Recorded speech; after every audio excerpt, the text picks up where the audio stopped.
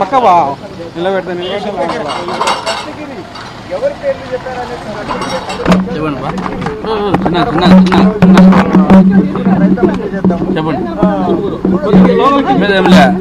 మొన్న పెట్టిన కేసు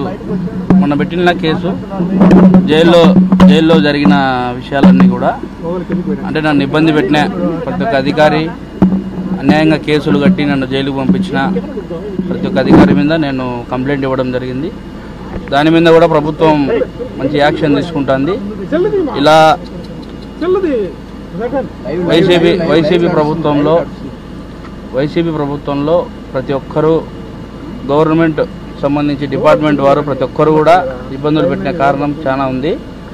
అందువల్ల ఈ రోజున నేను కంప్లైంట్ ఇచ్చిన నన్ను ఇబ్బంది పెట్టిన వాళ్ళ మీద, ముఖ్యంగా జైల్లో జరిగిన దాని మీద సీరియస్గా దాని మీద చంద్రబాబు నాయుడు గారు కావచ్చు, పవన్ కళ్యాణ్ గారు కావచ్చు, లోకేష్ గారు కావచ్చు, ప్రధానమంత్రి మోదీ గారు కావచ్చు, అమిత్ షా గారు కావచ్చు, దీన్ని క్షుణ్ణంగా పరిశీలించి తగిన న్యాయం చేయాలని కోరుతా ఉన్నాను.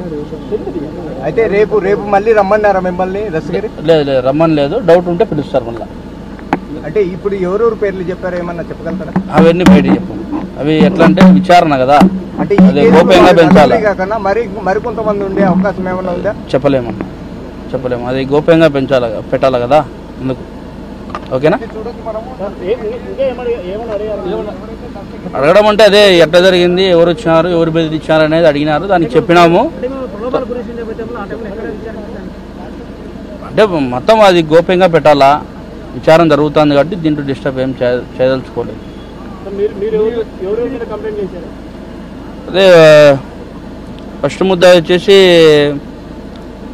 చైతన్య రెడ్డి, రెండో ముద్దాయి వచ్చేసి ప్రకాష్, మూడో ముద్దాయి వచ్చేసి డిఎస్పీ నాగరాజు, ఆయన నాలుగో ముద్దాయి వచ్చేసి సిఐ ఈశ్వరయ్య.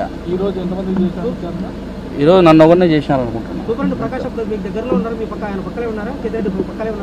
అది చెప్పకూడదు అన్న, విచారణ కదా, గోప్యంగా పెట్టాలా, వచ్చేప్పుడు బయటకు వస్తాయి అన్నీ. ఓకేనా?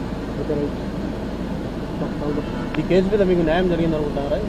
ఖచ్చితంగా జరగాల్సిందే, జరుగుతుంది కూడా, దాంట్లో డౌట్ లేదు. ఎందుకంటే ఈ యొక్క కేసు టీడీపీ గవర్నమెంట్కు సవాల్ అది. ఎందుకంటే ఒకప్పుడు టీడీపీ హయాంలోనే మర్డర్ చేయించి జగన్మోహన్ రెడ్డి టీడీపీ మీద నెట్టినాడు. నారాసుర రక్త చరిత్ర అని చెప్పి పెద్దది ఒక పేపర్ వేయించి పెద్దది ఆయన చేతిలో కత్తి పెట్టి ఇది చేసినాడు. ఆ వాస్తవాలు బయటకు వచ్చినాయి.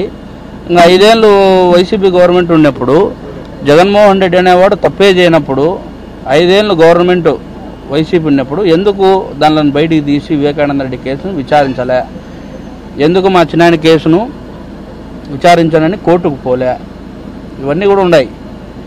అందువల్ల ఎవరు చేసినారు, ఎవరు చేయించినారు అనేది క్లారిటీగా ప్రజలకు తెలుసు, అందరికీ తెలుసు, మీ మీడియా మిత్రులకు అందరికీ తెలుసు. తొందరలో నిజాలు ఇంకా బయటకు వస్తాయి, వెయిట్ అండ్ సీ అంతే.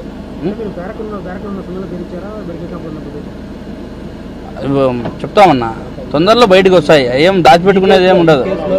ఈ కేసులోనే ఇప్పుడు న్యాయం 100% జరుగుతుంది, దాంట్లో ఎటువంటి డౌట్ లేదు. న్యాయం జరుగుతుంది. అందరూ టీడీపీకి సంబంధించిన కూటమి ప్రభుత్వానికి సంబంధించిన పెద్దలందరూ కూడా దీని మీద దృష్టి పెట్టినారు. ఇప్పుడు స్టార్ట్ అయింది, ఎండ్ కార్డు పడుతుంది తొందరలో. ఓకేనా?